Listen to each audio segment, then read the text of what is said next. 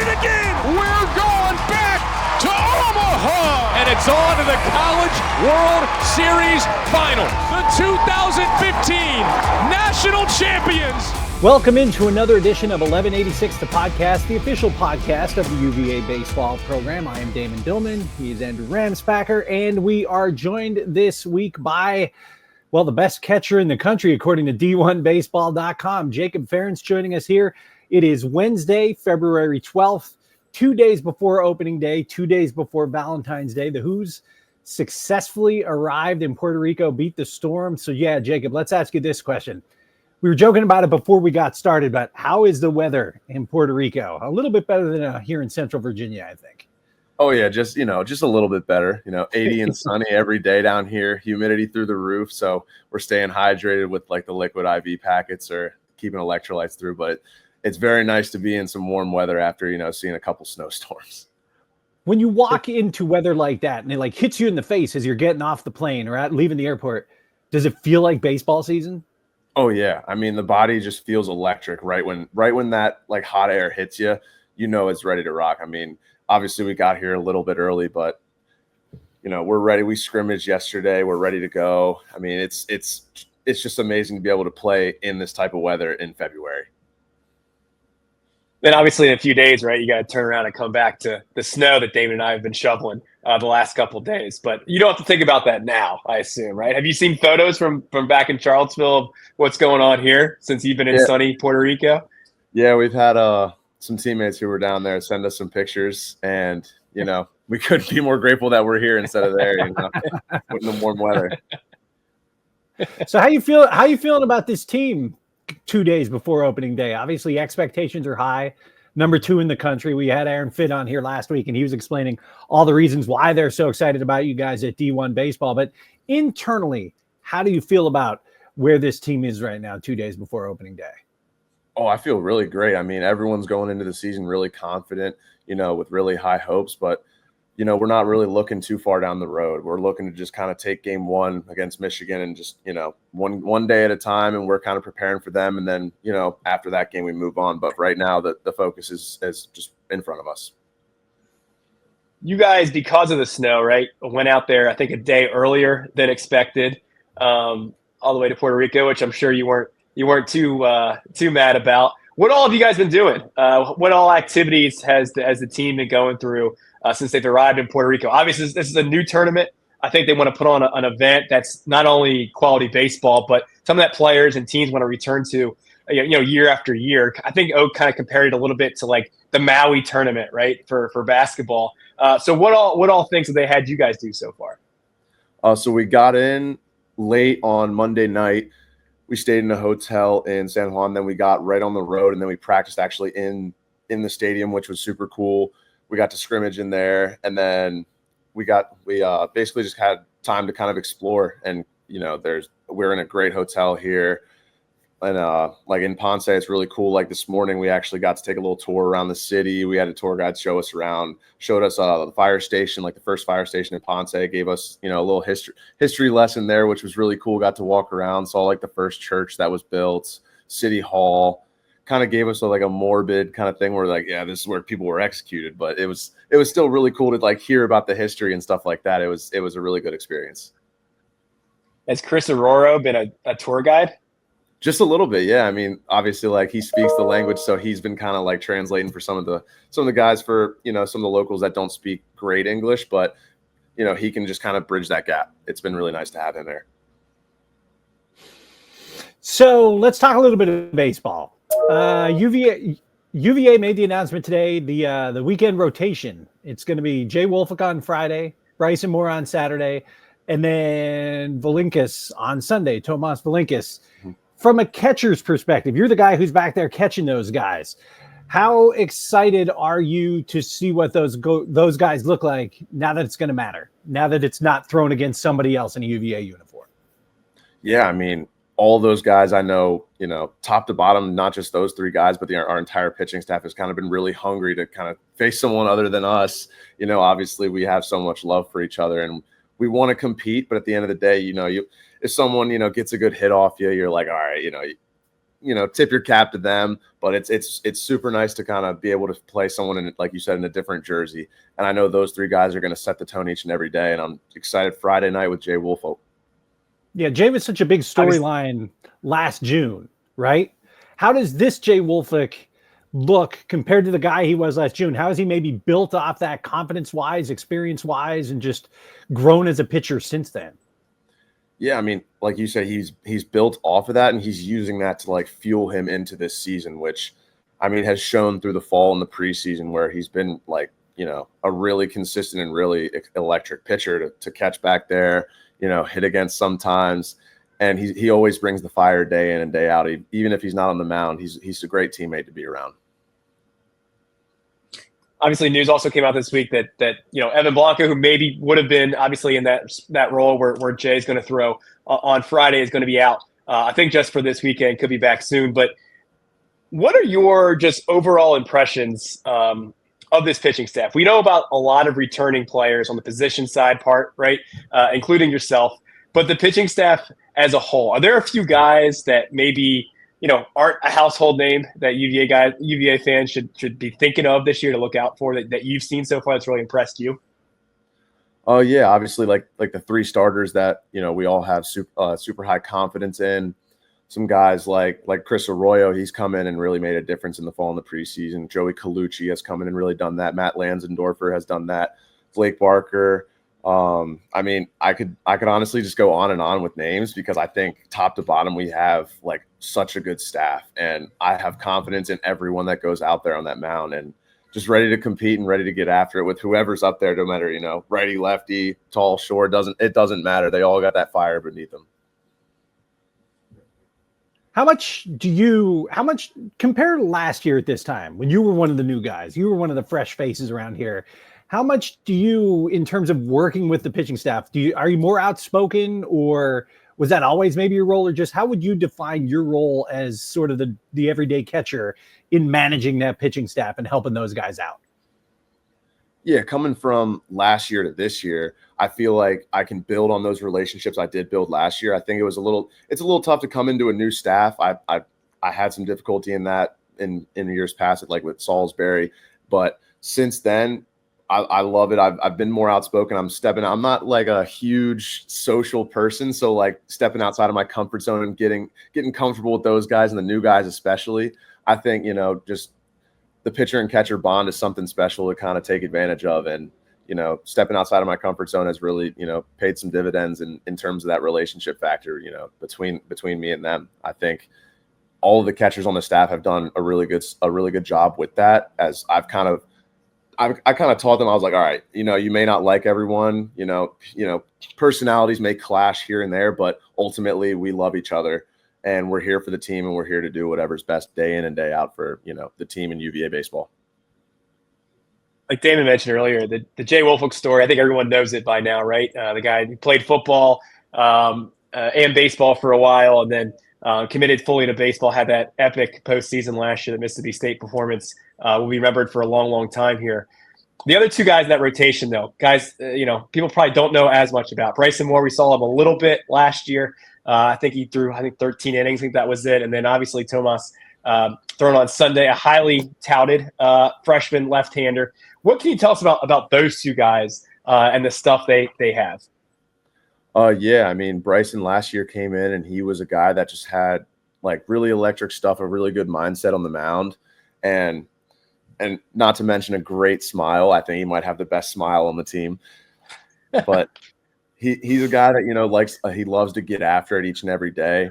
And, he's someone who just, attacks the zone, attacks hitters, mixes it up. I mean, has trust in himself, has trust in the guys behind him. And I can say the same thing for Tomas Valinkius. I mean, he's a guy who's come in and really made a difference as a freshman, which, it's really refreshing to see those young guys come in and just have that dog mentality where it's like, I'm going to beat you. And I think every single pitcher on our staff has that, which I think that's going to fuel us, each and every day, which, you go out there, no matter who's in front of you, who's in the box, who's on the mound, even on like the position player side, that's kind of what we talk about. It's like whoever we're facing, you got to have that mindset of we're going to beat you.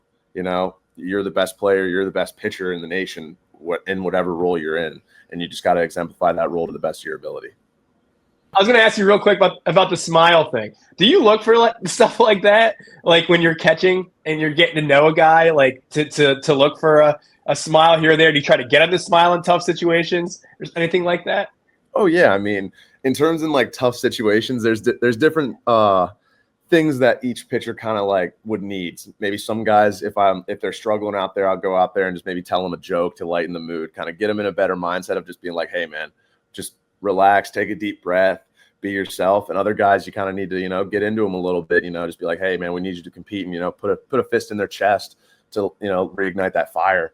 But, Beemore's a guy who loves to smile. He loves to show it off. So I don't really have to tell him to smile more. He's always happy to play baseball.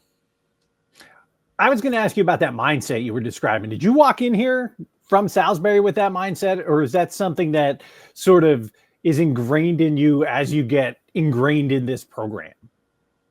I think a little bit of both. I know the culture from Salisbury was very similar to the culture here. So it was in terms of that, it was in my mind an easy transition to kind of, buy into it. It's something that a lot of great programs do have, and success leaves clues. So when you see the past success, the history of programs, and they have consistent success, it's a lot of the time it comes back to culture where, you bring guys in and you instill that mentality into them to go out there and compete with whatever they got, and just to have confidence every single moment of that game. And I think, the coaching staff, players hold each other accountable every single day. It's really awesome to see top to bottom how pretty much everyone involved in this program, embodies it and holds everyone accountable to the highest standard. And it's just amazing to be a part of it. And to be able to do it one more year, I was like, heck yeah, sign me up.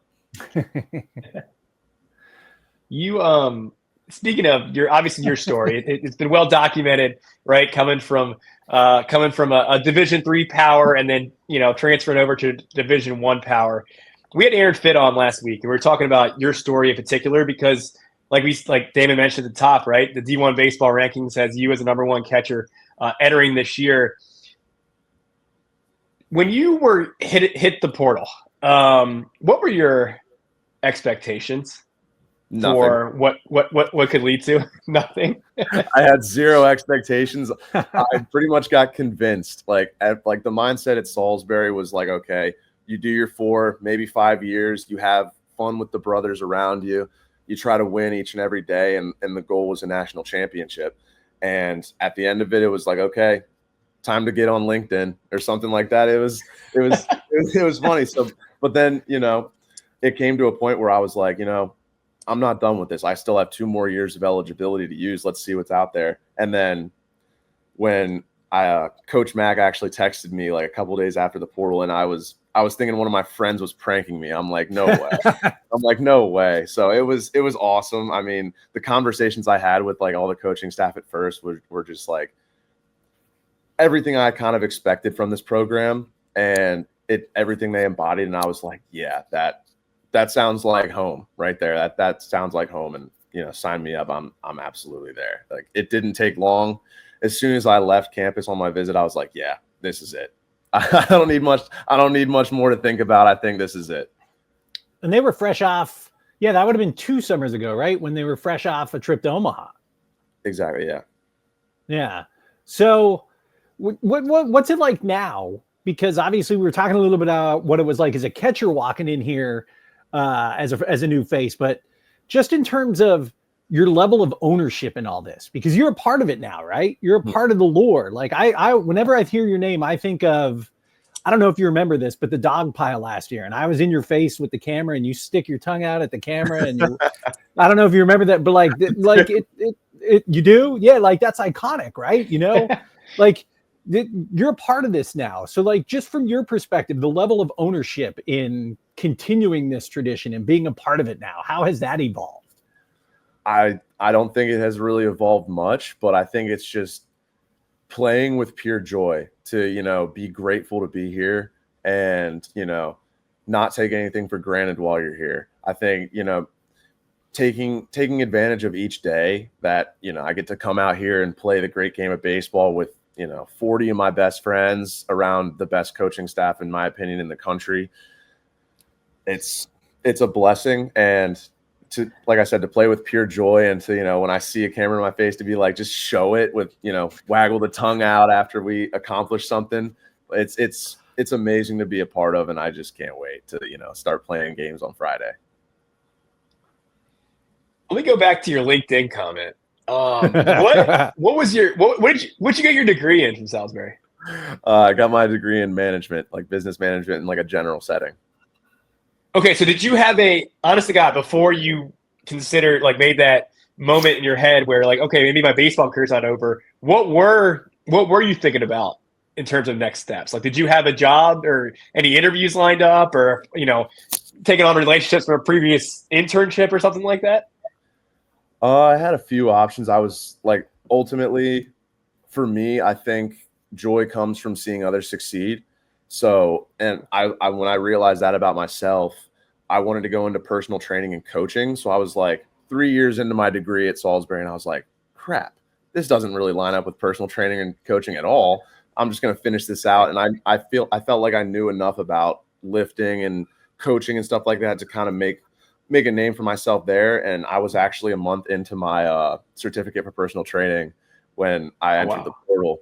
So I put that on hold.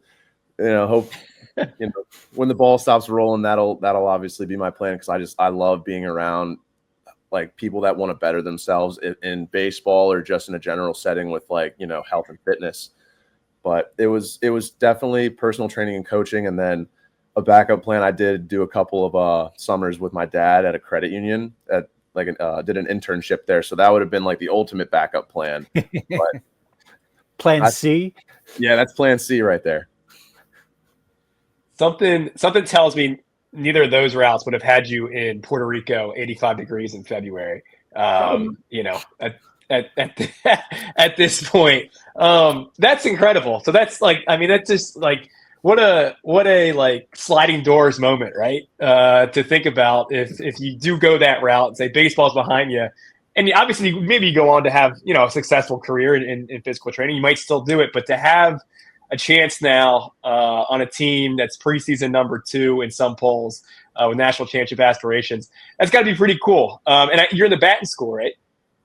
I was in that last year, and now I'm doing in the SCPS school with yet another leadership certificate.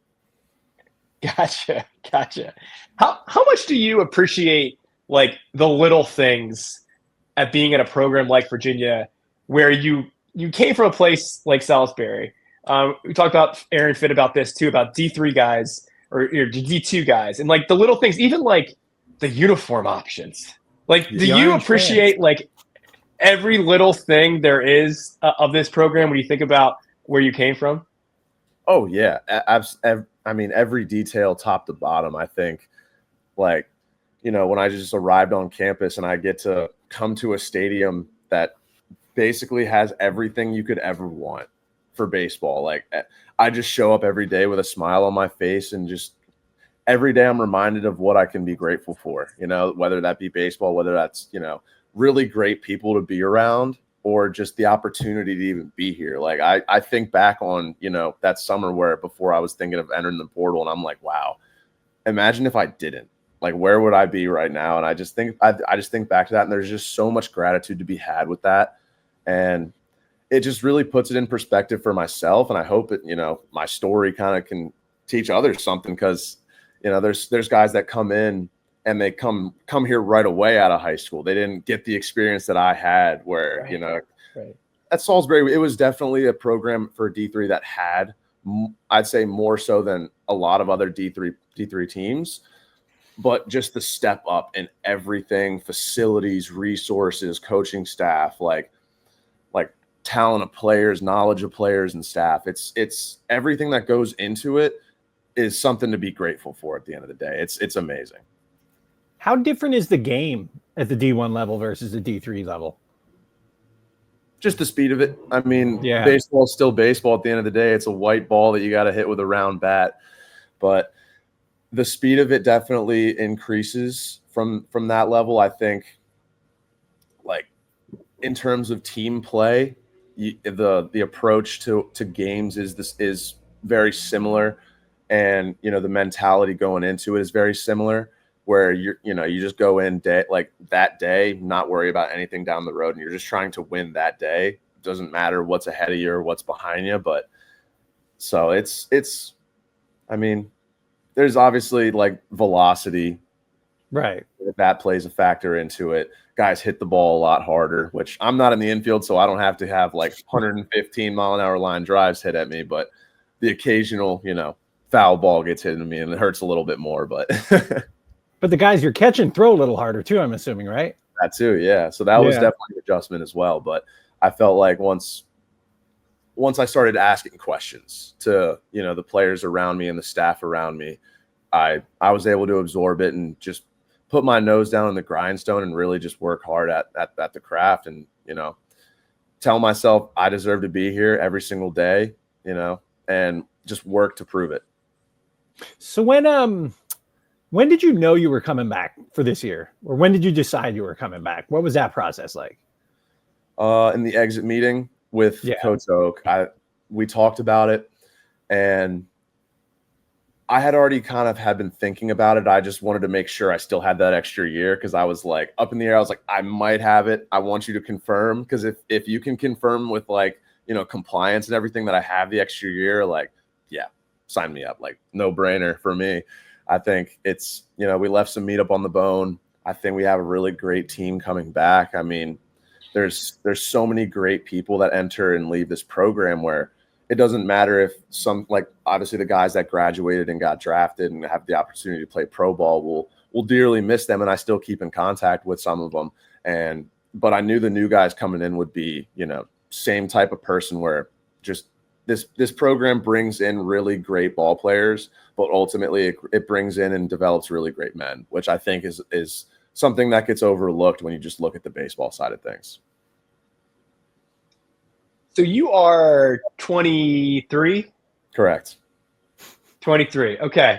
Gotcha. So this is a unique era right now in college sports, right? Where you have someone like yourself who can, obviously you're using your max eligibility because the 2 years that you got with the COVID year playing in D3, which was a D3 role, and then getting your 6th year in college. So it's unique because you have 23, 24-year-olds, and you also have like 18-year-olds. So how is that? What's that dynamic like? Like, do you like for example, Tomas on Sunday, right? Who you'll be catching.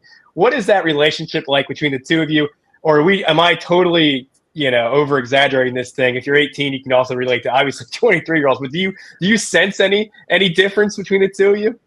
Oh yeah, obviously there's like a maturity thing that goes into it, but I don't like to think about it, like I like to just think, we're all one collective. I don't ever really try to think about age, but I try to think about like experience. And like for me, it's I tell like the younger guys all the time, it's like I'm not saying ever that I'm smarter than you, but I've made more mistakes, and I can learn from those mistakes, and then those experiences allow me to kind of teach you something without making those mistakes so you can be better than me. So I think it ultimately comes down to just kind of like the wisdom and the experience that I can pass down to those guys, as well as give them maybe a different perspective on how to look at life, how to look at baseball, how to approach different situations in the sport and outside of the sport, where I can almost be like a mentor, hopefully, and a leader to them.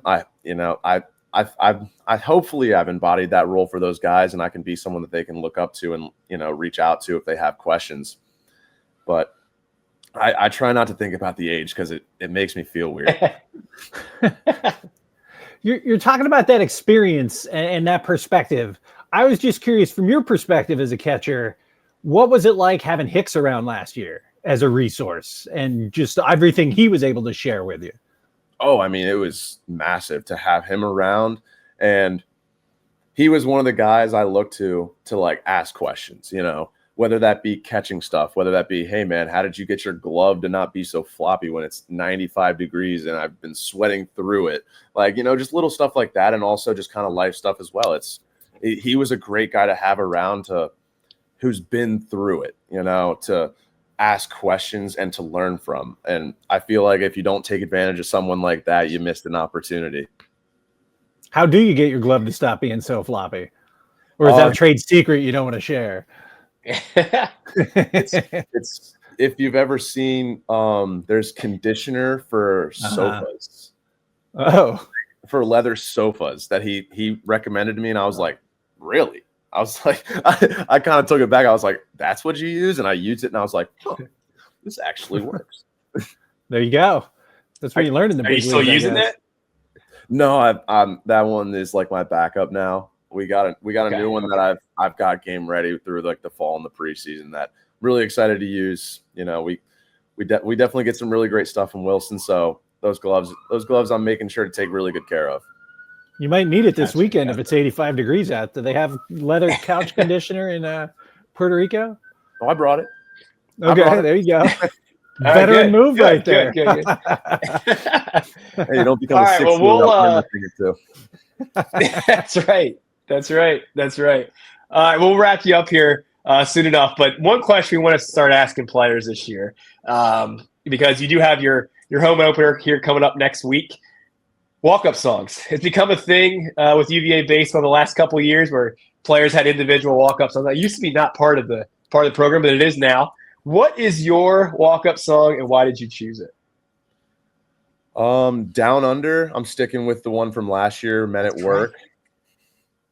I think it just brings really great vibes. And I mean, you look at the results, it kind of worked. You know, baseball is very superstitious. So like if it was a song that, you know, 2 weeks into the season, 3 weeks into the season, I felt like I wasn't really hitting well, maybe I would have switched it. But that was a song that worked. It's always been like a really great like vibe song to me. It always just kind of made me smile a little bit. You know, you walk up to the plate, you just hear the kind of melody of the start of the song, and you just get reminded that, you know, to be grateful, put a smile on your face, play with joy. And Does it take you back to when you were in high school, since you're the old guy on the team? come on, man, I'm not that old. I know. I'm not even that old, so I couldn't resist. I'm sorry. I was going to make an Eparixi joke earlier, but I didn't make that one. So I had to get something in there. Yeah. So sorry, I didn't mean to interrupt you. All right. I hear plenty of it. I'm sure you do. We used to talk to Robbie Coleman about it all the time, how much he used to hear it from those guys. So I'm sure you get it even worse. Yeah, but I love it. I embrace it. Anything you can share? Or is that all? Is that all behind closed doors too? I'll keep the jokes behind closed doors for that. Yeah, that's probably for the best. Yeah. Well, now that we're starting to get into the middle of the rambling, this seems like a good place to wrap it up. Jacob, thank you. Thank you for taking the time to do this. I know you guys have a lot going on. I know you got to get to dinner down there, but good luck this weekend. Thank you so much. Thank you for having me. Really appreciate it. Yeah, man. Thanks, man. For Andrew, for Jacob, I'm Damon. That's going to wrap it up for 1186 the podcast. See you next time.